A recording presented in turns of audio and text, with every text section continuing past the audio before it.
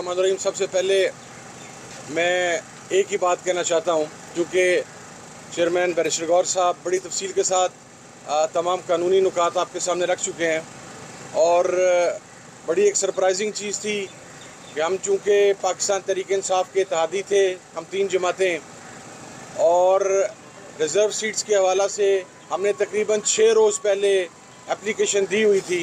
हमारी एप्लीकेशन को तो दरखुरे एतना नहीं समझा गया, लेकिन रातों रात 6 पटिशन्स दायर होती हैं और आज की डेट भी फिक्स हो जाती है।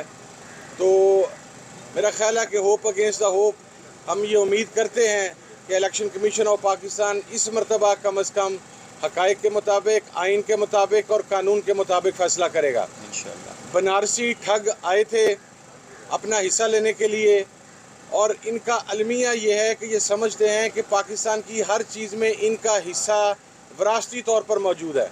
और मेरा ख्याल है कि अगर इनकी ज़हनी कैफियत यही रही तो कुछ अरसे के बाद इंडिया और बांग्लादेश में होने वाले इंतखाबात के हवाला से भी ये पाकिस्तान के इलेक्शन कमीशन में या कोर्ट ऑफ लॉ में ये कहकर पहुँच जाएंगे कि वहाँ पर भी हमारा हिस्सा मौजूद है।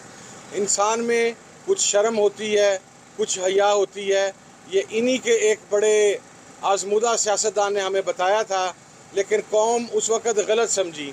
दरअसल वो शर्म और हया अपने बारे में बात कर रहे थे कि उसकी कमी इनके पास मौजूद है कि किसी का हक, किसी का हिस्सा, किसी की सीटें, किसी का मैंडेट।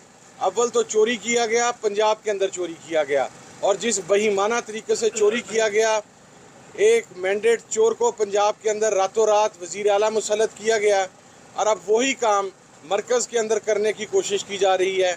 मैं ये समझता हूँ कि चूँकि इत्तेहादी के तौर पर जो एतमाद पाकिस्तान तहरीक इंसाफ ने SIC के ऊपर किया था, हम आखिरी दम तक पाकिस्तान तहरीक इंसाफ के साथ कामयाब होकर वज़ीर आज़म पाकिस्तान वापस आएगा और आपको ये बनारसी ठग इस मुल्क से भागते हुए नजर आएंगे।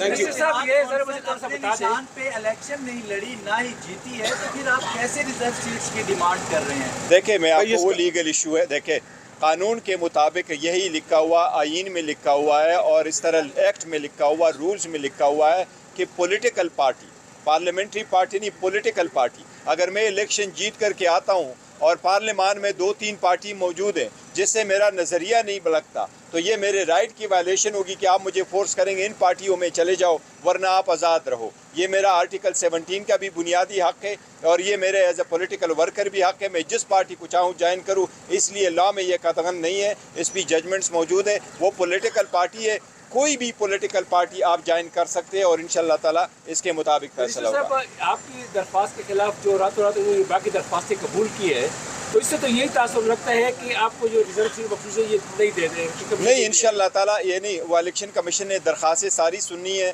जिस तरीके से उन्होंने कहा कि बाकी पॉलिटिकल पार्टीज ये तो ग्राउंड पे भी हार चुके थे, ये जनरल सीटें भी हार चुके हैं, ये रिजर्व सीटों के पीछे आए हैं, ये कोई माली गनीमत नहीं है। इंशाअल्लाह ताला इस मरतबा इनको ये नहीं मिलनी। तो बैरिस्टर साहब ये बता दीजिए कि रिजर्व सीट्स मिल जाती हैं, उसके बाद तहरीक इंसाफ और काउंसिल गवर्नमेंट बनाने की पोजीशन में आ जाए? देखिए, अगर इलेक्शन कमीशन ने जल्द फैसला किया होता और हमें रिजर्व सीटें दी चुकी होती और इलेक्शन कमीशन से जो हमारा इस्तेदा था कि आपके वज़ा करदा फॉर्म 45 जो आपके ROs ने आपके प्रिजाइडिंग अफसरान ने बनाए, उसके मुताबिक आप नतीजा अखज़ करो, अगर उसके मुताबिक करते तो यस हमारे पास मेजॉरिटी थी, हमारे पास 180 सीटें नेशनल असम्बली में जीती हुई थी, रिज़र्व सीटें मिला के हमारे पास मेजॉरिटी आ जाती, यस हम ज़रूर हुकूमत बनाते। हम इसीलिए कह रहे हैं कि ये हुकूमत जो बन के जाएगी ये एक स्टोलन मैंडेट है और इसलिए ये यूजरपर ऑफ द पोस्ट है, ये इनका राइट नहीं है। बताइएगा कि कमीशन का ये इक़दाम दुरुस्त है कि इस मामले को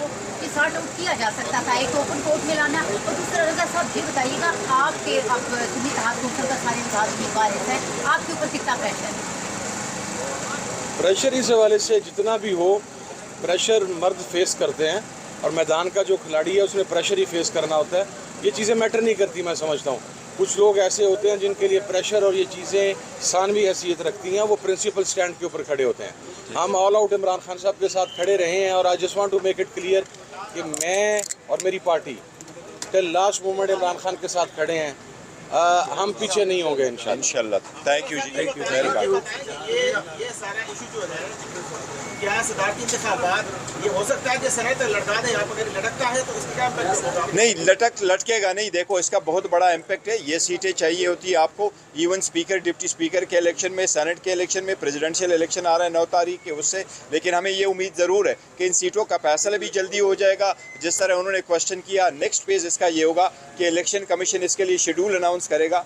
जो रिजर्व सीटों पे हमारे कैंडिडेट्स आएंगे उनका नॉमिनेशन पेपर होगा। हम वो भी इस्तदा करते हैं इलेक्शन कमीशन से कि वो जल्द से जल्द हो, ताकि 1 हफ्ते के अंदर अंदर हमारी सीटें वापस आ जाएं। Thank you.